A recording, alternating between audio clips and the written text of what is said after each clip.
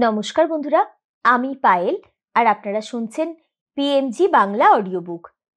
আমি আপনাদের পড়ে শোনাচ্ছিলাম মানদা দেবীর লেখা তাঁর আত্মজীবনী, এক শিক্ষিতা পতিতার আত্মচরিত।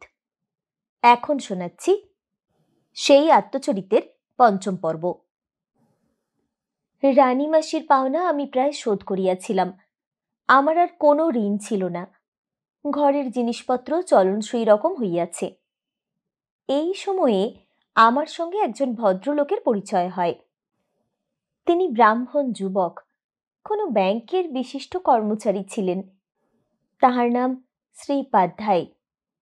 2-3 দিন আমার ঘরে আসিয়া তিনি আমার প্রতি আকৃষ্ট হইলেন। আমার গানেই তাহাকে বিশেষ রূপে মুগ্ধ করিল। তিনি আমাকে স্থানান্তরে লইয়া যাইবার প্রস্তাব করিলেন। তিনি বলিলেন, আমি তোমাকে একটু উঁচু স্টাইলে রাখতে চাই।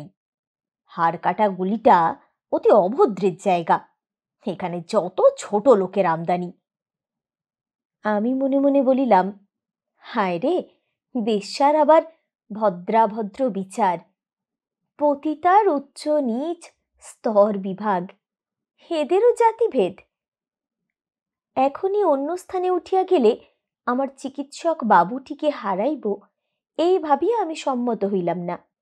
প্রকৃত কথা গোপন করিয়া বলিলাম, আমার দেনাপত্র আছে, বাড়িওয়ালিও কিছু টাকা পাবে, উঠতে হলে 2-4 মাস পরে উঠা যাবে। এই ব্যাংকের কর্মচারী মাঝে মাঝে আমার গৃহে রাত্রি যাপন করিতেন। তাহার সঙ্গে 2-1 বন্ধু বান্ধবও আসিত। কেহ সামান্য পরিমাণে মদ খাইতেন, তবে নিতান্ত মাতাল কেহ ছিলেন না। আমি কখনো কখনো লুচি, পরোটা, মাছ, মাংস প্রভৃতি সুখাদ্য প্রস্তুত করিয়া তাহাদিগকে খাওয়াইতাম। এইরূপে ক্রমে ঘনিষ্ঠতা বৃদ্ধি পাইল। আমার এই বাবুটির খুব পান খাওয়া অভ্যাস ছিল। সোনালি, রূপালি, তবক দেওয়া দামি পান সর্বদা তিনি খাইতেন। তিনি বড় শৌখিন পুরুষ ছিলেন।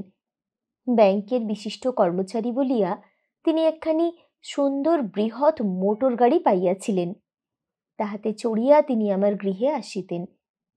আমরা তাহার মোটরে অনেকবার বেড়াইয়াছি। আমি কিছুদিন 2 দিক রক্ষা করিতে চেষ্টা করিলাম, কিন্তু তাহা হইয়া উঠিল না। আমার চিকিৎসক বাবু বুঝিতে পারিলেন যে আমি অন্য প্রণয়ীর হাতে পড়িয়াছি। তিনি ক্রমশ কম আসিতে লাগিলেন। শেষে আসা একদম বন্ধ করিলেন।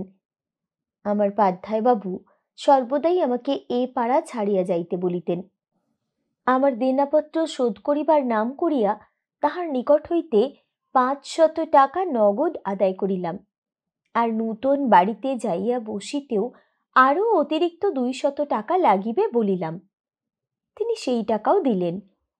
আমি রামবাগানে কালিদাসীর বাড়ির নিকটেই একটি বাড়িতে 2খানি ভালো ঘর ভাড়া লইলাম। আমার সেই চিকিৎসক বাবুটি এক্ষণে একজন প্রসিদ্ধ ব্যক্তি। পূর্বেই বলিয়াছি, তিনি তখনও পর্যন্ত বিবাহ করেন নাই। পতিতার ব্যবসায় প্রথম আরম্ভ করিয়া আমি অবিবাহিত যুবকদিগকেই একটু বেশি পছন্দ করিতাম। আমার বিশ্বাস ছিল, গৃহে তাহাদের পত্নীর আকর্ষণ না থাকাতে তাহারা পতিতার প্রতি বেশি আসক্ত হইবে। কিন্তু এই দীর্ঘকালের অভিজ্ঞতায় আমার সেই ভ্রান্তি দূর হইয়াছে। আমি দেখিয়াছি, যাহারা নিজের স্ত্রীকে ভালোবাসে তাহারা নিজের রক্ষিতা নারীকেও ভালোবাসে। অবিবাহিত যুবকেরা প্রায়ই চঞ্চলচিত্ত এবং তাহারা কাহারও উপর নিজের মনকে স্থিরভাবে বসাইতে পারে না। আমার চিকিৎসক বাবুটি আমাকে ছাড়িয়া অনেক নারীর প্রতি আসক্ত হইয়াছেন, সে সংবাদও আমি শুনিয়াছি।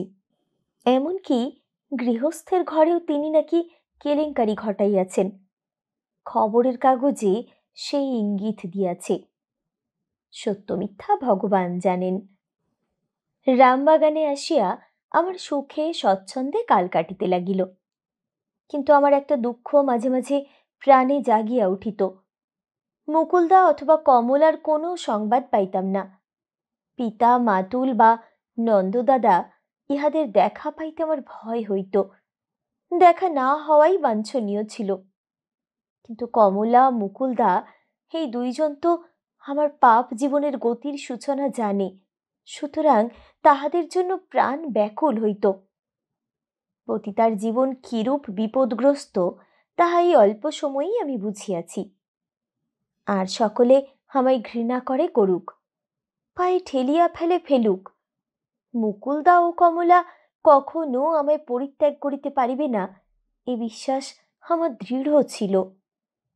রামবাগানে আসিয়া আমি পড়াশোনায় মন দিলাম। বাবুকে বলিয়া পুস্তক রাখিবার জন্য একটি আলমারি কিনিলাম। বাংলা ইংরেজি সাহিত্য গ্রন্থাদি তাহাতে সাজাইলাম। বাবু আমার জ্ঞান পিপাসা দেখিয়া সন্তুষ্ট হইলেন। মাসিক সংবাদপত্র প্রবাসী ও ভারতবর্ষ তিনি আমায় কিনিয়া দিতেন। দৈনিক খবরের কাগজ তিনি আপিস হইতেই লইয়া আসিতেন, আমি তাহা পড়িতাম। গানে, পড়াশোনায়, বাবুর ভালোবাসায় আমার মন এক প্রকার সাময়িক স্থিরতা লাভ করিল। এই সময়ে সাহিত্যক্ষেত্রে একটা যুগান্তর আসিয়াছে, তাহার সহিত আমাদের পতিতা জীবনের নিকট সম্বন্ধ আছে বলিয়া এ স্থলে তাহার কিঞ্চিত আলোচনা করিব। কুলোটার চরিত্র লইয়া বঙ্কিম চট্টোপাধ্যায় ও তাহার সমসাময়িক সাহিত্যিকগণ যে চিত্র আঁকিয়া গিয়াছেন, তাহাতে কুলোটার প্রতি ঘৃণার ভাবই বদ্ধমূল হয়। কৃষ্ণকান্তের উইল, চন্দ্রশেখর প্রভৃতি উপন্যাসে কুলোটার পরিণাম ভীষণ শাস্তি ও প্রায়শ্চিত্তই দেখিতে পাই। এ তাবৎকাল পতিতা নারীর জীবনের এমন দিক দেখানো হইয়াছিল, যাহা দেখিয়া লোক পতিতা নারীর সংস্পর্শে যাইতে ঘৃণা বোধ করে, লজ্জিত হয় ও ভয় পায়। অমৃতলাল বসুর তরুবালা নাটকেও তাহাই দেখানো হইয়াছে। তারপর রবীন্দ্রনাথ তাহার কয়েকখানি উপন্যাসে কুলোটার চরিত্রের অপর একদিক দেখাইয়াছেন, যাহাতে তাহার প্রতি লোকের সহানুভূতি জন্মে। কিন্তু রবীন্দ্রনাথ যাহা অস্পষ্ট রাখিয়াছেন, শরৎ চট্টোপাধ্যায় ও নরেশ সেনগুপ্ত এবং বহু তরুণ সাহিত্যিক তাহা খুলিয়া দিয়াছেন। তাহারা কুলোটা ও পতিতা নারীর কোনো কোনো চরিত্র এমনভাবে দেখাইয়াছেন, যাহাতে লোক তাহাদের প্রতি আকৃষ্ট হয়।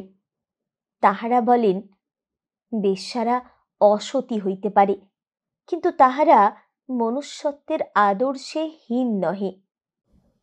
পতিতা নারীও যখন সরল চিত্ত, ধর্মপ্রাণ, ঈশ্বর ভক্ত, দয়ার্দ্র হৃদয়, দানশীল হইয়া থাকে, তখন তাহারা ঘৃণার পাত্র হইবে কেন? দোষ সমাজের, পতিতার নহে। এই সকল উপন্যাস ও কথা সাহিত্য তরুণ যুবক যুবতীদের প্রাণে এক অপূর্ব চঞ্চলতা জাগাইয়া তুলিল। তাহারা শ্রীকান্তের ভ্রমণ কাহিনী পড়িয়া রাজলক্ষ্মীর মতো পতিতা নারীর খোঁজ করিতে লাগিল। শুভা পড়িয়া শুভ সঙ্গিনীর মতো অভিনেত্রীর সন্ধানে বাহির হইল। পরপারে নাটকের সরযুকে পাইতে তাহারা পাগল হইল। আমার এই দীর্ঘকালের অভিজ্ঞতায় বুঝিতে পারিয়াছি, বাংলার তরুণ যুবকের দল ক্রমশ অধিক সংখ্যায় কলুষ সংস্পর্শে আসিতেছে। পতিতা নারীর জীবনের এই চিত্রকে নব্য সাহিত্যিকের দল রিয়েলিস্টিক আর্টের অন্তর্গত বলিয়া প্রকাশ করিয়াছেন। এই আর্টের দোহাই দিয়া আজকাল সমাজের মধ্যে এক সর্বনাশী বিষ ছড়ানো হইতেছে। কলেজের উচ্চশিক্ষিত যুবকগণ নটের ব্যবসা অবলম্বন করিতেছেন। সম্ভ্রান্ত বংশীয় জমিদার পুত্র আপন স্ত্রী কন্যা লইয়া প্রকাশ্য রঙ্গমঞ্চে সহস্র সহস্র দর্শক মণ্ডলীর সম্মুখে অভিনয় দেখাইতেছেন। পিতামাতা কন্যাদিগকে থিয়েটারের স্টেজে নাচিতে পাঠাইতেছেন। স্বামী সকর্ণে শুনিতেছেন তাহার স্ত্রী অভিনয় ছলে অপরের সহিত প্রেম সম্ভাষণ করিতেছেন। পিতা দেখিতেছেন কুমারী কন্যা রঙ্গমঞ্চে প্রেমের ছলাকলা শিখিতেছে। যিনি বিশ্বকবির উচ্চ আসন পাইয়াছেন, যাহার কাছে জগৎ মহৎ আদর্শের প্রত্যাশা করে, তিনি থিয়েটারে যাইয়া নটীদের গানের মহলা দেওয়াইতেছেন। যে ব্রাহ্ম সমাজের কাছে দেশ উচ্চ সুনীতির আদর্শ পাইতে চায়, তাহারাও আর্টের নেশায় মজিয়াছে। রবীন্দ্রনাথ ঠাকুর, রামানন্দ চট্টোপাধ্যায়, লেডি অবলা বসু, শ্রীযুক্তা কামিনী রায়, মিসেস বি.এল. চৌধুরী, সরলা দেবী ইহাদের মতো লোকও ভদ্রঘরের যুবতীদের নৃত্যের সমর্থন করেন। ইহা লইয়া সাময়িক সংবাদপত্রাদিতে বহু বাদ প্রতিবাদ হইয়া গিয়াছে। আমি তাহা পাঠ করিয়াছি, আর চলিয়া পুড়িয়া মরিয়াছি। আমার আত্মচরিত লিখিতে যাইয়া এত কথা বলিবার প্রয়োজন এই যে, আমাদের মতো পতিতা নারীর জীবন যে অসংযম ও অসাবধানতার ফল, তাহা সমাজের প্রায় সকল স্তরে প্রবেশ করিতেছে। যাহারা সমাজের মঙ্গল চিন্তা করেন, তাহাদের দৃষ্টি এই দিকে আকৃষ্ট হোক, ইহা আমার অভিপ্রায় ও নিবেদন। যে অপরিণামদর্শী যুবকের কুহকে পড়িয়া আজ আমি পতিতা, এই প্রকার রানী চুনির প্রেমিক ও এই সকল নাচ গানের কর্ণধার রূপে আছেন, তাহা কি অভিভাবকগণ খবর রাখেন? নিজে মজিয়াছে বটে, কিন্তু সমাজকে মজিতে দেখিলে দুঃখ হয়। আমাদের চুনি বাবু শিল্পটি সম্মিলনীর একজন বিশেষ পৃষ্ঠপোষক। চুনির নিকট এই সম্মিলনীর দু একটা অপবাদ শুনিয়াছি, সত্য মিথ্যা ঠিক না জানায় উল্লেখ করিলাম না। নব্য সাহিত্যের এই রিয়েলিস্টিক আর্টের ফল আরও একদিকে দেখা দিল। পূর্বে পতিতা নারী সৎকার্যে অর্থদান করিতে চাহিলে অনেক স্থলে তাহা গৃহীত হইত না। এমনকি মফস্বলের ভূমধ্যিকারী পতিতার নিকট হইতে ভূমির করও নাকি গ্রহণ করিতেন না। ক্রমশ এই ভাব দূর হইতে লাগিল। এ বিষয়ে দেশবন্ধু চিত্তরঞ্জন অতি উদার হৃদয় ছিলেন। জনসাধারণের হিতকর কার্যে তিনি শুধু পতিতার দান গ্রহণ করিয়াই ক্ষান্ত ছিলেন না, পতিতাদিগকে তিনি দেশ হিতকর কার্যে আহ্বান করিয়াছিলেন। তাহার উদ্দেশ্য ছিল মহৎ, কিন্তু আমাদের মতো নিজ দ্বারা তাহার উদ্দেশ্য সাধিত হইল না।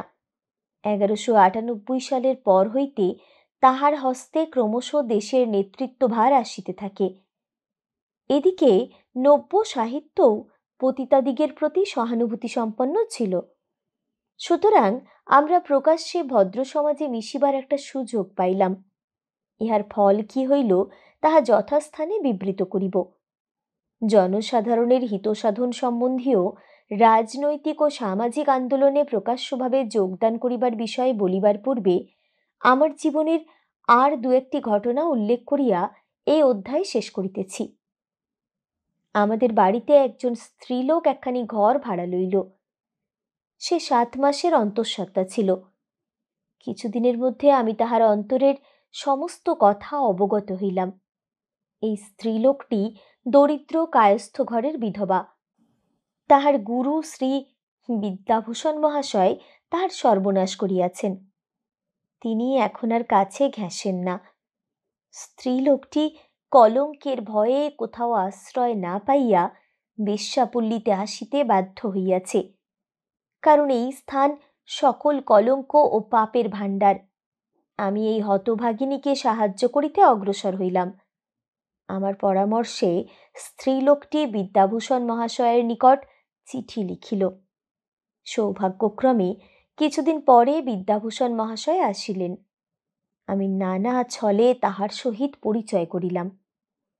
এ বিষয়ে আমার ব্যাংকের বাবুটির নিকট প্রয়োজন মতো উপদেশ লইয়াছি। একদিন আমি বিদ্যাভূষণ মহাশয়ের নিকট বিনয়ের সহিত অনুরোধ করিয়া বলিলাম, দেখুন, এ বেচারি এখন দুঃসময়ে পড়িয়াছে। আপনি যদি পরিত্যাগ করেন, এর উপায় কি হবে? কিন্তু তিনি আমার কথা উপেক্ষা করিলেন।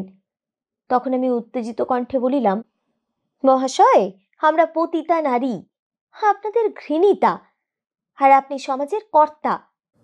আজ আপনি আমার কাছ থেকে তিরস্কার শুনে যেতে চান কি? ছি ছি ছি, আপনার লজ্জা হয় না? গুরুগিরি করতে গিয়ে সরল হৃদয় বিধবা শিষ্যানীর সতীত্ব নষ্ট করেছেন, দরিদ্রকে কলঙ্কে ডুবিয়েছেন। আপনি না স্মৃতি শাস্ত্রজ্ঞ পণ্ডিত, আপনি না উত্থাপনা করে থাকেন, আপনার পাণ্ডিত্যে ধিক, আপনার শাস্ত্র জ্ঞানে শতধিক। আমরা মহাপাপী বার বনিতা, আমরা নরকে যাব ইহা সত্য। আপনারা নরকে যাবেন না কেন জানেন? আপনাদের জন্য এত বড় নরককুণ্ড এখনো তৈরি হয়নি। আমার কথা শুনিয়া বিদ্যাভূষণ মহাশয় চুপ করিয়া রহিলেন। আমি না থামিয়া তার মুখের কাছে তর্জনী হেলাইয়া ক্রুদ্ধ স্বরে বলিলাম, আপনি যেতে চান চলে যান, কিন্তু জানবেন আমি একে দিয়ে আদালতে নালিশ করে আপনার কাছ থেকে খোরপোশ আদায় করে ছাড়ব। জানি আপনি অস্বীকার করতে পারেন, কিন্তু আমরা এ বাড়ির সকলে সাক্ষ্য দিব যে আপনি এর ঘরে আসতেন এবং আপনার দ্বারা এর গর্ভসঞ্চার হয়েছে। আমরা তো কতই মিথ্যা বলি, যাতে একজন নির্দোষ নারীর উপকার হয়, যাতে এক শঠ লম্পটের শাস্তি হয়, সেইরূপ মিথ্যা বলতে আমাদের জিহ্বায় আটকাবে না। বিদ্যাভূষণ মহাশয় বিশেষ কিছু না বলিয়া চলিয়া গেলেন। বুঝিলাম তিনি ভয় পাইয়াছেন। কয়েকদিন পরে তিনি আসিয়া আমার হাতে 100 টাকা দিয়া বলিলেন, এর জন্য যা কিছু খরচ প্রয়োজন হয় এই টাকা থেকে করবে। আমি তাহা গ্রহণ করিলাম এবং স্ত্রী লোকটির প্রয়োজনের জিনিসপত্র জোগাড় করিয়া দিলাম। যথাসময়ে ইহার প্রসব হইল। বিদ্যাভূষণ মহাশয় প্রসূতি ও সন্তানকে আমাদের বাড়ি হইতে সরাইয়া নিলেন। তারপর খবর লইয়া জানিয়াছিলাম তিনি বিধবাটিকে বিশেষ অর্থ সাহায্য করেন নাই। এই লোকটার দুশ্চরিত্রের কথা অনেকেই জানিত। আরও কয়েকটি শিষ্যানীর সর্বনাশ তিনি করিয়াছিলেন। আমি তাহার চাকুরিস্থলে বেনামি চিঠিতে সমস্ত রহস্য প্রকাশ করিয়া দিয়াছিলাম। এমন সর্বনেশী লোকের শাস্তি হওয়া প্রয়োজন। পরে শুনিয়াছিলাম তাহার ভালো চাকুরি সব গিয়াছে। সংবাদ পাইলাম তিনি নাকি বৃদ্ধ বয়সে এক ষোড়শী বালার পানি গ্রহণ করিয়া তাহার অন্তরের যৌবন ক্ষুধা মিটাইতেছেন। সমাজের যে অংশ ছাড়িয়া আসিয়াছি তাহার এমন গলিত ক্ষত দেখিয়া পতিতাদেরও ঘৃণায় নাক সিটকাইতে হয়। আমাদের বাড়ির নিকটে সুশীলা নাম্নী এক বার বনিতা বাস করিত। সে এক নবাবের রক্ষিতা, তার বিপুল সম্পত্তি, অতুল ঐশ্বর্য, উহার বর্ণনা করিবার প্রয়োজন নাই। নবাব বহু লক্ষ টাকা ব্যয় করিয়া তাহার রাজধানীতে বিরাট প্রাসাদ নির্মাণ করিয়াছেন, কিন্তু তাহাতে তিনি থাকেন না। রাজধানী ছাড়িয়া কলিকাতায় এই রক্ষিতা বারনারীর নিকটেই অবস্থান করেন। এদিকে তার সোনারপুরী শিয়াল কুকুরের আবাসস্থল হইতেছে। প্রজাগণের দুর্দশার এক শেষ। সুব্যবস্থা ও শাসনের অভাবে ঋণের পরিমাণ দিন দিন বাড়িতেছে। গরিব প্রজার রক্ত শোষণ করিয়া তাহা নোটির পূজায় ব্যয় করিতেছেন। নবাব বাদশার মতো লোক পতিতার প্রেমে মজিবে, ইহাতে নতুনত্ব নাই। তবে এ কথা এখানে উল্লেখ করিলাম কেন? তাহার কারণ আছে। সুশীলার ঘরে যাইয়া প্রায়ই দেখিতাম নবাবীর রাজধানী হইতে বহুমূল্য আসবাবপত্র, ছবি, পর্দা, হীরা জহরত, আয়না, গজদন্তের কারুকার্য খচিত দ্রব্য এ সমস্ত আসিতেছে। ইহার কোনো কোনোটি বিক্রয় করা হইত, কোনোটি বা সুশীলার ঘরেই শোভা পাইত। এই সকল দ্রব্য নবাবের পূর্বপুরুষদের কীর্তিচিহ্ন স্বরূপ রাজধানীর পুরাতন প্রাসাদে সজ্জিত ছিল। ঐতিহাসিক কীর্তি, দর্শনার্থীরা তাহা দেখিয়া অতীত গৌরবের প্রতি শ্রদ্ধা প্রদর্শন করিত। একটা তুচ্ছ বেশ্যার মনোতুষ্টির জন্য এই কীর্তিচিহ্ন সমূহ কি মূর্খের মতো ধ্বংস করা হইতেছে, তাহা ভাবিয়া আমি দুঃখ করিতাম। যাহারা পূর্বপুরুষের প্রতি এমনি শ্রদ্ধাহীন, তাহারা পরাধীন হইবে না তো কে হইবে? সুশীলার বেড়াইবার জন্য মোটর গাড়ি ক্রয় করা হইয়াছে। সুশীলা নবাবের প্রধানা বেগমের চেয়ে অধিক ঐশ্বর্য, অধিক আদর যত্নে আছে। নবাব ঋণ করিয়া মণিমুক্তাদি বন্ধক রাখিয়া সুশীলার 1000 টাকা মাসোহারা যোগাইতেছেন। ঋণের দায়ে নবাব বাহাদুর মামলাতে জড়িত হইয়াও কাঠগড়ায় দাঁড়াইতে বাধ্য হইয়াছিলেন। শৈলশৃঙ্গে বজ্রাঘাত পড়িল। আমি পতিতা নারী হইলেও রাজনৈতিক সংবাদ লইয়া থাকি। আজকাল যাহারা স্বাধীনতার কথা তুলিয়াছেন তাহারা ভাবিয়া দেখুন, এদেশের নবাব বাদশার বংশধরেরা যদি স্বাধীনতার প্রিয় স্মৃতিচিহ্ন সমূহ এমনি নির্মম হৃদয়ে পতিতার কলুষিত প্রেমানল শিখায় আহুতি দেয়, যদি পূর্বপুরুষের হাতের জিনিসের চেয়ে বেশ্যার বিলোল কটাক্ষের মূল্য বেশি হয়, তবে স্বাধীনতার আশা কোথায়?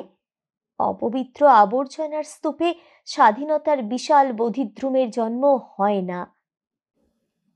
1920 সালে সমগ্র ভারতে মহাত্মা গান্ধীর নেতৃত্বে অসহযোগ আন্দোলন আরম্ভ হয়। বাংলাদেশে উহার পরিচালনভার দেশবন্ধু চিত্তরঞ্জন গ্রহণ করেন।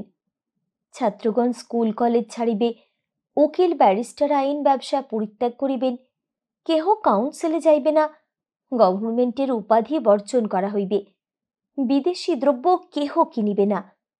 এই 5 রকমের বয়কট সেই অসহযোগ নীতির মূল মন্ত্র ছিল। ইহার প্রচারের জন্য সমস্ত দেশে, গ্রামে গ্রামে, নগরে নগরে সভা সমিতি, বক্তৃতা, পিকেটিং অর্থাৎ বিরোধকারী দিগকে বাধা দেওয়া চলিতে লাগিল। যুবকেরা স্বেচ্ছাসেবক দল গঠন করিয়া চারিদিকে ছড়াইয়া পড়িল। কর্মী চাই, কর্মী চাই, এই রব উঠিল। ভদ্র মহিলাগণও পুরুষদের সহিত কর্মক্ষেত্রে অবতীর্ণ হইলেন। দেশবন্ধু চিত্তরঞ্জনের সহধর্মিণী পূজনীয়া শ্রীযুক্তা বাসন্তী দেবী তাহাদের নেত্রীর পদ গ্রহণ করিলেন। তাহার সহধর্মী মহিলাদের মধ্যে উর্মিলা দেবী, সুনীতি দেবী, সন্তোষ কুমারী দাশগুপ্তা, মোহিনী দেবী, হেমপ্রভা মজুমদার, বগলা সোম, উমা দেবী ইহাদের নাম বিশেষ উল্লেখযোগ্য। বাংলাদেশের পল্লীগ্রাম ও মফস্বল হইতেও বহু সংখ্যক মহিলা কর্মী আসিতে লাগিল।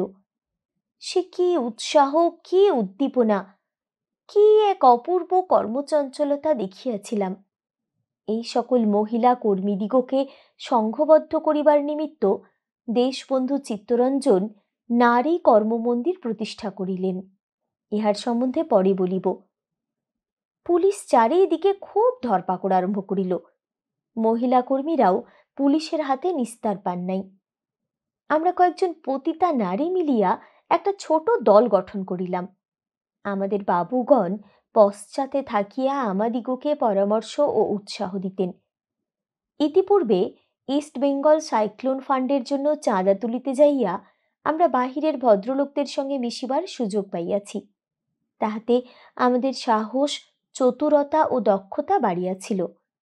অনেক ছোট বড় দেশ নেতার সহিত পরিচয় হইয়াছিল।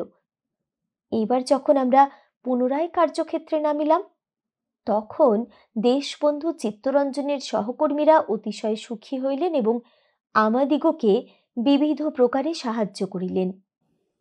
এই অসহযোগ আন্দোলনের উত্তেজনা এত তীব্র ও প্রবল হইয়া উঠিল যে একসঙ্গে সকলে কাজ করিবার সময়ে মনে থাকিত না যে আমরা অস্পৃশ্য, ঘৃণিত বেশ্যা, আর ইহারা সম্মানিত ভদ্র গৃহস্থ যুবক। সেই কর্মী যুবকেরাও ভুলিয়া যাইত যে তাহারা বারবনিতার সহিত চলাফেরা করিতেছে। যে সকল পবিত্র চরিত্র ব্যক্তি কখনো বেশ্যালয়ে আসেন নাই বা আসিবার কল্পনাও করেন নাই, তাহাদের সঙ্গে আমরা এই অসহযোগ আন্দোলনের নেশায় মাতিয়া এক মোটর গাড়িতে বেড়াইয়াছি, হাস্য পরিহাসের সহিত তাহাদের সঙ্গে কথাও বলিয়াছি। সকলে আমাদের স্বার্থত্যাগের প্রশংসা করিতেন। গর্বের আনন্দে আমাদের বুক ফুলিয়া উঠিত। একদিন কর্মশেষে গৃহে ফিরিবার পূর্বে দেশবন্ধু চিত্তরঞ্জনের নিকট বিদায় লইবার সময় তাহাকে প্রণাম করিলাম। তিনি স্নেহ ভরে আমাদের আশীর্বাদ করিলেন। একজন প্রৌঢ় ব্যক্তি সেই স্থানে বসিয়াছিলেন, আর কেহ ছিলেন না। আমরা যে বারবনিতার দল তাহা তিনি বুঝিলেন। দেশবন্ধু চিত্তরঞ্জনকে তিনি প্রশ্ন করিলেন, শেষকালে হেরাও এসে কাজে নেমেছে, এটা কি ভালো হচ্ছে মিস্টার দাস? চিত্তরঞ্জন শ্লেষের সহিত উত্তর করিলেন, আপনারা হলেন রুচি বাগিসের দল, আমার সঙ্গে আপনাদের মিলবে না। সঞ্জীবনী সম্পাদক কেষ্ট মিত্তিরের কাছে যান, তিনি আপনাদের মনের মতো লোক। কেশব সেনের সংকীর্ণতা থেকে মুক্ত হয়ে উদার মত অবলম্বন করবার জন্য সাধারণ ব্রাহ্ম সমাজের সৃষ্টি হল, কিন্তু শেষে উহার মধ্যেও ক্ষুদ্রতা দেখা দিল। কূপের মতো এতটুকু হলে চলবে না, সমুদ্রের মতো প্রশস্ত বিশাল হয়ে সকলকে গ্রহণ করা চাই। পাশ্চাত্য দেশে কি দেখছেন, আমাদেরও তাই করতে হবে। যাদের ঘৃণায় দূরে ঠেলে রেখেছি তারাই আজ এগিয়ে আসছে। এ শুভ লক্ষণ। আমি আস্তাকুড়ের আবর্জনায় এক অপূর্ব শক্তির সন্ধান পেয়েছি। আমরা চলিয়া আসিলাম। তাহার তর্ক বিতর্ক কতদূর চলিয়াছিল জানি না, কিন্তু আজ দেখিতেছি আমরা দেশবন্ধুর আশা পূর্ণ করিতে পারি নাই। আমরা সেই মহাপুরুষের সুখের স্বপ্ন ভাঙিয়া দিয়াছি। তিনি মনে করিয়াছিলেন দেশ সেবার অনলে আমাদের সকল পাপ দগ্ধ হইয়া যাইবে। তাহা হইল না। দেশকর্মীদের সহিত বারবণিতাদের এই প্রকার অবাধ মেলামেশার ফল ভালো হইল না। আগুন লইয়া খেলা বড় বিপজ্জনক, সকলে তাহা পারে না। আমাদিগকে কর্মক্ষেত্রে আনিয়া দেশ নায়কগণ ভুল করিয়াছিলেন। সৎকার্যের অনুষ্ঠানে একটা পতিব্রতার ভিত্তির প্রয়োজন, আমাদের তাহা ছিল না। আমরা শুদ্ধচিত্ত ও সংযত না হইয়াই একটি গুরুতর কার্যে নিযুক্ত হইয়াছিলাম।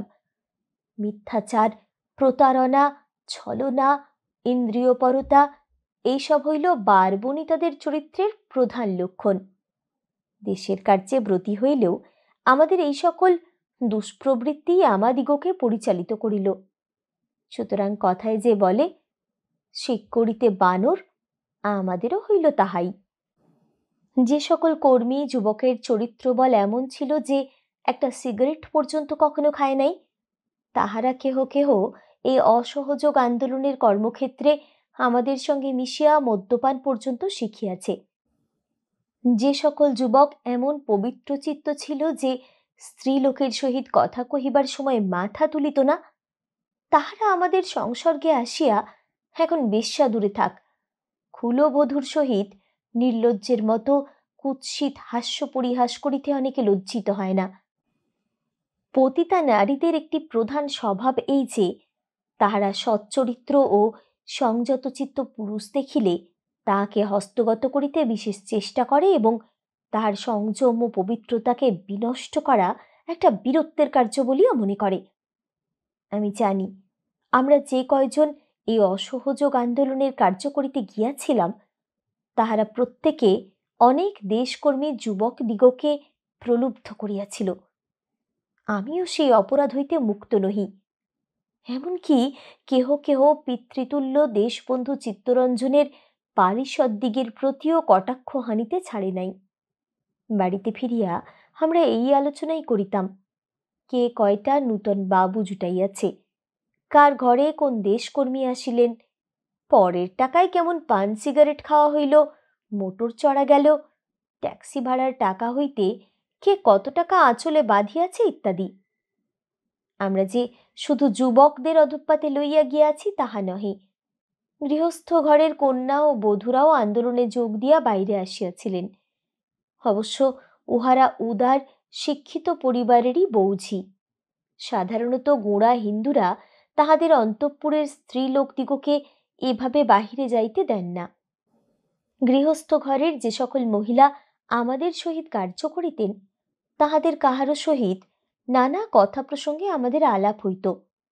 আমি জানি কয়েকটি ভদ্র গৃহস্থের বধূ অসহযোগ আন্দোলনের প্রচারের কার্য করিতে আসিয়াছিলেন, তাহারা আর তাহাদের স্বামীর নিকট ফিরিয়া যান নাই।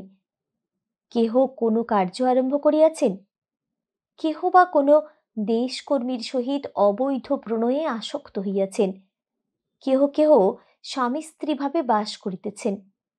এই সকল দেশকর্মীর আচরণ সকল লোকই জানে, অথচ তাহারা ভোট দিয়া এই প্রকার সাধু বেশি লম্পট স্বভাব ব্যক্তিদিগকেই কর্পোরেশন কাউন্সিলে প্রেরণ করে। সমাজের অন্ধতা এত দূর গভীর। এই সম্পর্কে একটি কথা বলিতেছি। মফস্বলের এক ব্রাহ্মণ গৃহস্থ যুবকের স্ত্রী অসহযোগ আন্দোলনে মহিলা কর্মীদের সহিত কার্য করিতে আসিয়াছিলেন। এই বধূটি পরমা সুন্দরী, আমি তাহাকে স্বচক্ষে দেখিয়াছি। তাহার সহিত আমার একদিন কথাবার্তাও হইয়াছে। এই পুস্তকখানি যদি কখনো তাহার হাতে পড়ে, তবে তিনি হয়তো আমাকে চিনিতে পারিবেন। তাহার সহিত আমার অল্প পরিচয়ে একটু বন্ধুত্ব জন্মিয়াছিল। তাহার সম্পর্কিত ঘটনা এখানে প্রকাশ করিতে বাধ্য হইয়াছি বলিয়া আমি তাহার নিকট ক্ষমা চাহিতেছি। তিনি যে অধঃপাতে গিয়াছেন, তার জন্য অংশত কে দায়ী তাহা আমি জানি। আমার মনে আছে, আমি ব্রাহ্মণ কুলবধূটির সহিত একটু অন্তরঙ্গভাবে নানা ভাবের আলাপ করিয়াছিলাম। তিনি এক দেশকর্মী কায়স্থ যুবকের সহিত অবৈধ প্রণয়ে আসক্ত হইয়াছেন। এই যুবকটি উচ্চশিক্ষিত আকুমার ব্রহ্মচারী ছিলেন। আমি প্রথমে একটু আশ্চর্য হইলাম, কারণ আমার এমন সুন্দরী যুবতী বন্ধুটি যে শেষকালে একটা বাঙাল যুবকের প্রেমে মজিবে, তাহা ভাবি নাই। একবার এই ব্রাহ্মণ বধূটি অপর কতিপয় মহিলা কর্মীর সহিত প্রচার কার্য করিবার নিমিত্ত পূর্ববঙ্গে গিয়াছিলেন। এই ব্রাহ্মণ বধূটি নারী কর্ম মন্দিরের এক নির্জন কক্ষে ওই চিরকুমার কর্মীর নিকট গীতা পড়িতেন। আমি পূর্বেই বলিয়াছি, মফস্বল হইতে যে সকল মহিলা কর্মী আসিয়াছিলেন, দেশবন্ধু চিত্তরঞ্জন কলিকাতায় তাহাদের থাকিবার ব্যবস্থা করিয়াছিলেন। তাহা হইতেই নারী কর্মমন্দিরের সৃষ্টি হয়। প্রথমে উহা ভবানীপুরে দেশবন্ধুর সাক্ষাৎ তত্ত্বাবধানে ছিল। তাহার অন্যতম সহকারী শ্রীযুক্ত বসন্ত কুমার মজুমদার মহাশয়ের পত্নী শ্রীযুক্তা হেমপ্রভা মজুমদার যখন কর্মক্ষেত্রে বিশেষ দক্ষতা দেখাইলেন, তখন তাহার উপরেই নারী কর্মমন্দিরের ভার অর্পিত হয় এবং উহা কলিকাতা সীতারাম ঘোষের স্ট্রিটে স্থানান্তরিত হয়। সেই ব্রাহ্মণ বধূটি স্বামী ছাড়িয়া আসিবার পর আর গৃহে যান নাই, কলিকাতাতেই থাকেন। নবপ্রণয়ীর সহিত অবৈধ সংসর্গের ফলে তাহার গর্ভসঞ্চারের লক্ষণ দেখা যায়। তখন দেশকর্মী যুবকটি সেই বধূটিকে লইয়া পলায়ন করিলেন। যাহারা এই অবৈধ প্রণয়ে বাধা দিয়াছিলেন, তাহারা দেশবন্ধু চিত্তরঞ্জনকে এ বিষয়ে জানান, কারণ যুবকটি তাহার বিশেষ প্রিয় ছিল। কিন্তু তিনি ইহার কোনো প্রতিকার করিতে পারেন নাই। কর্মী দলের মধ্যে নারী পুরুষের এই প্রকার কলুষিত সম্মিলনের অনেক ঘটনা দেশবন্ধু চিত্তরঞ্জন জানিতেন, কিন্তু তিনি যখন দেখিলেন আর কিছুতেই তাহা প্রতিরোধ করিতে পারিতেছেন না, নীতিহীনতার জন্য চরিত্রবান কয়েকটি বিশিষ্ট কর্মী চলিয়া গেলেন, তখন দুশ্চিন্তায় তাহার হৃদয় দমিয়া গেল, দেহ ভাঙিয়া পড়িল, স্বাস্থ্য নষ্ট হইল। অর্থলোভী কর্মীগণ তাহার নিকট হইতে অতিরিক্ত অর্থ শোষণ করিতে লাগিল। তদুপরি এই দারুণ আঘাত পাইয়া তিনি আর মাথা তুলিতে পারেন নাই। তাহার মৃত্যুর পর সব দেহ লইয়া যে বিরাট শোক যাত্রা হইয়াছিল, তাহাতে যোগ দিবার জন্য আমাদের পল্লী হইতে পতিতাগণ গিয়াছিল। আমি যাই নাই। কোনো বন্ধুর নিকট বলিয়াছিলাম, দেখুন, দেশবন্ধু চিত্তরঞ্জনকে আমরাই মেরেছি। তার অকাল মৃত্যুর জন্য আমরাও দায়ী। দেশ সেবার ছল করে আমরা তাহার কর্মীর দলের স্তরে স্তরে পাপের বিষ ছড়িয়ে দিয়েছি। জীবিত অবস্থায় এইভাবে তাকে আমরা আঘাত করেছি। আজ মৃত্যুর স্পর্শে যখন তিনি বিশুদ্ধ হয়ে স্বর্গে চলেছেন, তখন আর আমার মতো পতিতার পাপ দৃষ্টি যেন তাহার পবিত্র মুখের উপরে না পড়ে। এই ভাবিয়াই আমি দেশবন্ধুকে শেষ দেখা দেখি নাই। এখন সেই ব্রাহ্মণ বধূটি তাহার প্রণয়ীর সঙ্গে স্বামী স্ত্রী ভাবে বাস করিতেছেন। তাহাদের নাকি সন্তান জন্মিয়াছে। সমাজে তাহারা এক প্রকার নিঃসংকোচে চলিতেছেন। ব্রহ্মচর্য ব্রতাবলম্বী উচ্চশিক্ষিত দেশকর্মী যুবক এইরূপে পর্দার গ্রহণ করিয়া সমাজে মর্যাদা লাভ করিয়াছেন। এখন রাজদরবারেও তাহার উচ্চ আসন। হায় সমাজ, পুরুষের বেলায় তুমি অন্ধ। পিকেটিং করিবার সময়ে পুলিশ মহিলা কর্মীদেরও গ্রেপ্তার করিত। একবার শ্রীযুক্তা বাসন্তী দেবী ও শ্রীযুক্তা বগলা সোম প্রভৃতিকে থানায় নিয়া সাবধান করিয়া ছাড়িয়া দেওয়া হয়। আমরা পুলিশকে ভয় করিতাম না, কারণ ঘাঁটির পাহারাওয়ালা হইতে পুলিশের উচ্চ কর্মচারী পর্যন্ত সকলের সহিত আমাদের বিশেষ পরিচয় থাকে। আমাদের কয়েকজনকেও পুলিশ ধরিয়া থানায় নিয়াছিল। সেখানে প্রধান কর্মচারী আমাকে দেখিয়াই একটু মুচকি হাসিলেন। দেখিলাম তিনি আমার পরিচিত। বিখ্যাত অভিনেত্রী নীরদা সুন্দরীর গৃহে তাহার সহিত আমার আলাপ হয়। কলিকাতার মধ্যে সকলেই এই ব্রাহ্মণ বংশীয় পুলিশ কর্মচারীকে ভালোরূপ জানেন। বলা বাহুল্য, তিনি আমাদিগকে মুক্ত করিয়া দিলেন। ইহার কিছুদিন পরে উত্তরবঙ্গে ভীষণ জলপ্লাবন হয়। বন্যা বিধ্বস্ত লোকেদের সাহায্যের জন্য কলিকাতায় নানা প্রকারে চাঁদা তোলা হইতে থাকে। ইহার জন্য এক কেন্দ্রীয় সমিতি গঠিত হয়। আচার্য প্রফুল্লচন্দ্র রায় এই প্রতিষ্ঠানের প্রধান অধিনায়ক হইয়াছিলেন। ছাত্র ও যুবকেরা রাস্তায় রাস্তায় গান গাহিয়া ভিক্ষা করিতে আরম্ভ করিল। ধনী লোক শতপ্রবৃত্ত হইয়া বহু অর্থ দান করিলেন। থিয়েটার বায়োস্কোপ কোম্পানির মালিকেরা বেনিফিট নাইটের বন্দোবস্ত করিলেন। ছোট ছোট ক্লাব ও নানা প্রকার সমিতি অভিনয়াদি আমোদ প্রমোদের দ্বারা অর্থ সংগ্রহ করিলেন। গভর্নমেন্টের পক্ষ হইতেও সাহায্যের জন্য সামান্য টাকা মঞ্জুর হইল। অসহযোগ আন্দোলনের সময়ে প্রকাশ্য কর্মক্ষেত্রে নামিয়া আমাদের সাহস বাড়িয়াছিল। সুতরাং এই ব্যাপারেও আমরা উদাসীন রহিলাম না। আমাদের দল পূর্ব হইতেই এক প্রকার গঠিত ছিল, তবে এবার উহাকে আরো বড় করিতে হইল। আমরা প্রস্তাব করিলাম, নিজেদের মধ্যে চাঁদা না তুলিয়া দল বাঁধিয়া গান গাহিয়া রাস্তায় রাস্তায় ভিক্ষা করিতে হইবে। তদনুসারে হাড়কাটাগলি, রামবাগান, সোনাগাছি, ফুলবাগান, চাঁপাতলা, আহিরিটোলা, জোড়াসাঁকো, সিমলা, কেরানীবাগান প্রভৃতি বিভিন্ন পল্লীর পতিতাগণ পৃথক পৃথক দল গঠন করিয়া রাস্তায় ভিক্ষা করিতে বাহির হইল। সে এক অপূর্ব দৃশ্য। কলিকাতায় অধিবাসীগণ স্তম্ভিত হইয়া গেল। এক এক দলে প্রায় 50-60 জন পতিতা নারী, তাহাদের পরিধানে গেরুয়া রঙের লাল পাড় শাড়ি, এলো চুল পিঠের উপর ছড়ানো, কপালে সিঁদুরের ফোঁটা, কণ্ঠে মধুর সঙ্গীত, মনোহর চলনভঙ্গি। সঙ্গে কয়েকজন পুরুষ ক্লেরিওনেট ও হারমোনিয়াম বাজাইতেছে। অগ্রে অগ্রে 2টি নারী একখানি শালুর নিশান ধরিয়া যায়, তাহাতে কোন পাড়ার পতিতা নারী সমিতি তাহা লিখিত আছে। তাহার পশ্চাতে অপর 2 নারী একখানি কাপড় ধরিয়াছে, তাহাতে দাতাগণ টাকা পয়সা নোট প্রভৃতি ফেলিয়া দিতেছে। আর 2 জন স্ত্রীলোক পুরাতন বস্ত্র সংগ্রহ করিতেছে।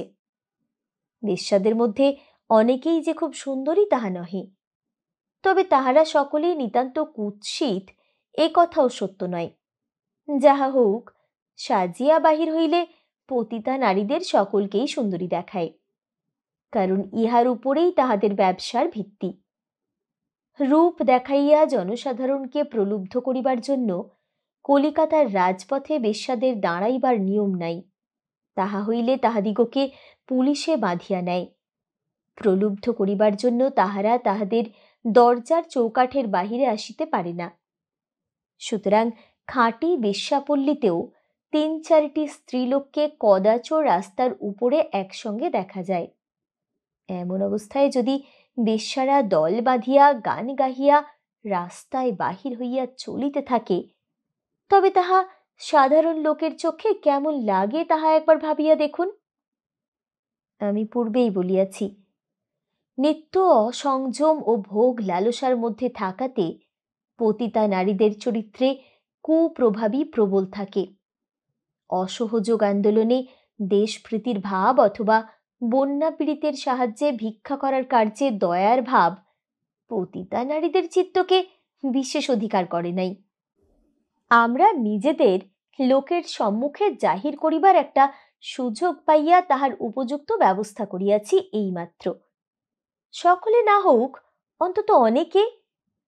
আমরা যখন ভিক্ষা করিতে বাহির হইতাম, তখন শত শত লোক আমাদের সঙ্গে সঙ্গে চলিত।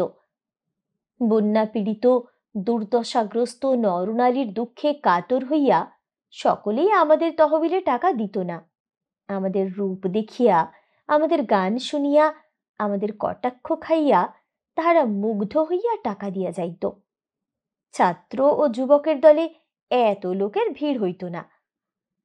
সকালে ও সন্ধ্যায় দুই বেলাই পতিতা নারীর দল অর্থ সংগ্রহ করিতে বাহির হইত। আমরা বহু সহস্র টাকা পাইয়াছিলাম, কিন্তু নানা অপব্যয় করিবার পর তাহার অংশ বিশেষ মাত্র কেন্দ্রীয় সমিতির তহবিলে পৌঁছিয়াছে। আমরা যাহা কিছু দিয়াছি, আচার্য প্রফুল্লচন্দ্র রায় তাহাই সাদরে গ্রহণ করিয়াছেন। আমাদের টাকা লইতে সুনীতিবাদী ব্যক্তিদের আপত্তি ছিল, কিন্তু আচার্য প্রফুল্লচন্দ্র তাহাদিগকে বুঝাইয়া মত করিলেন। ক্রমশ আমরা ভদ্র গৃহস্থ পরিবারের যুবক ও কুলবধূদের সহিত মেলামেশা করিবার অধিক সুযোগ পাইতে লাগিলাম। অবশ্য পূর্বে যে তাহা ছিল না এমন নয়।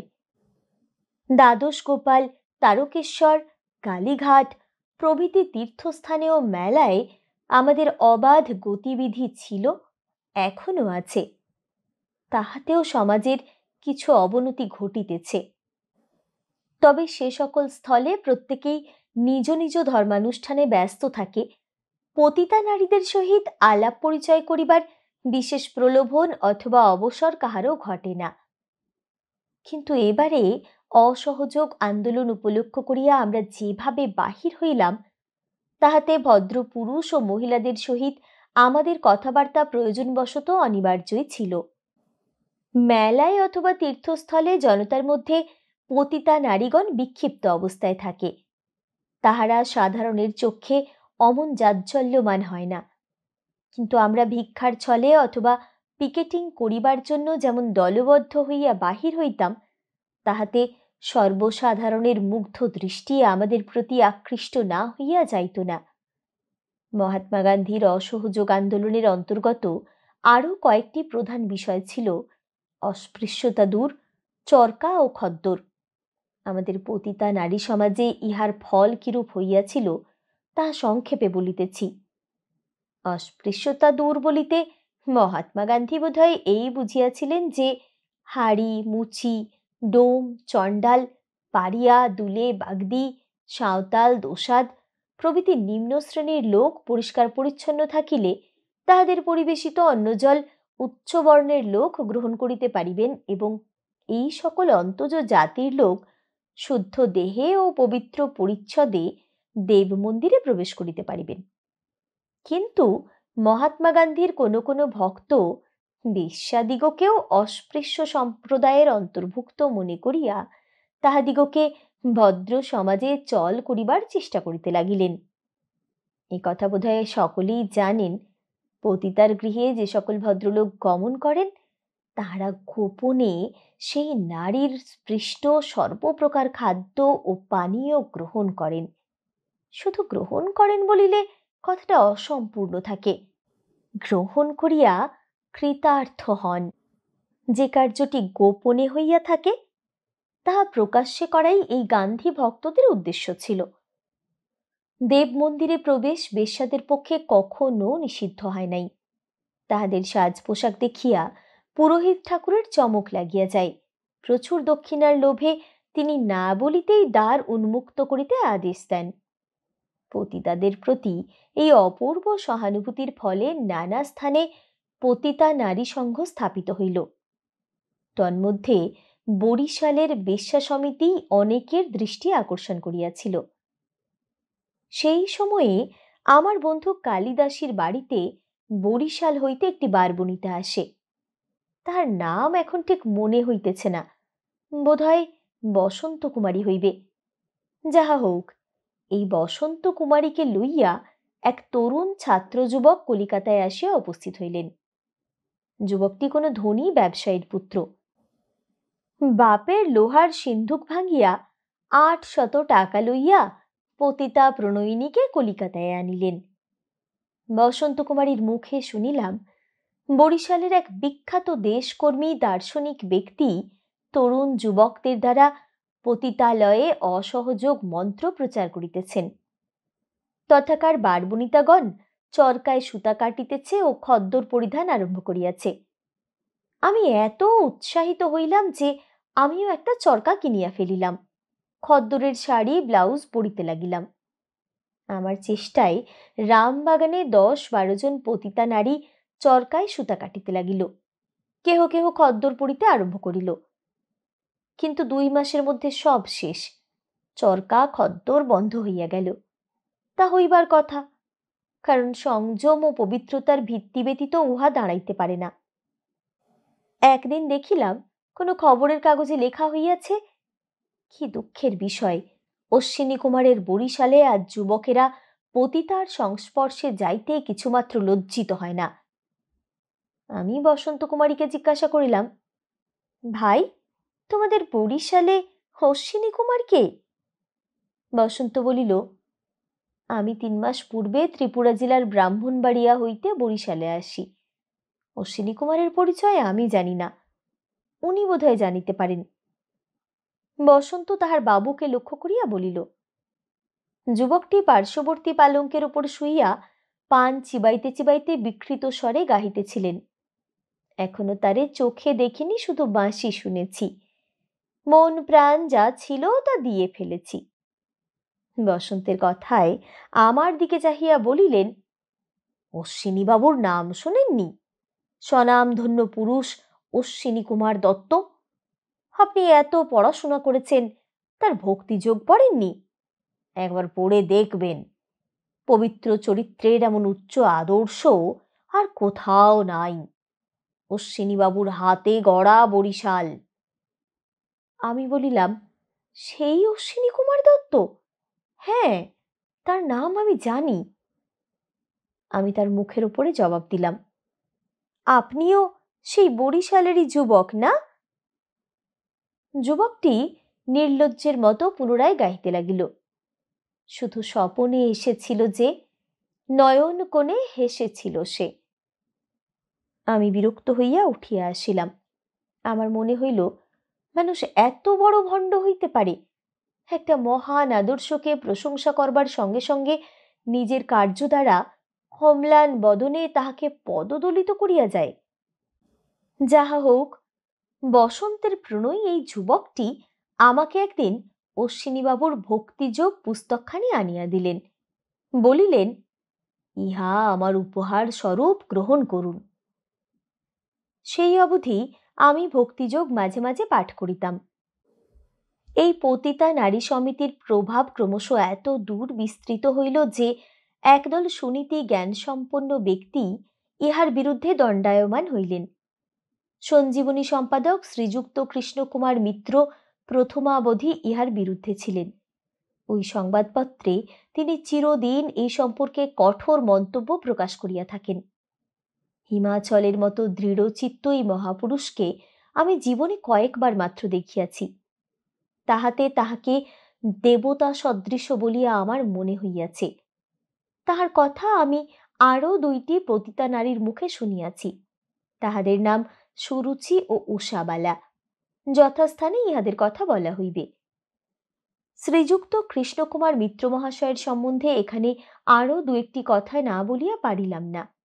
তাহার সুনীতি ও পবিত্রতার আদর্শের তুলনায় আমরা অতি হীন, নরকের কীটানুকীট। তথাপি তাহার কথা এই জন্যে বলিতেছি, তাহাতে আমার চরিত্র আরও পরিস্ফুট হইবে। কৃষ্ণবাবু দুর্নীতিকে কখনো কোনো মিথ্যা অজুহাতে ক্ষমা করেন নাই, কাহাকেও ছাড়িয়া কথা কহেন নাই।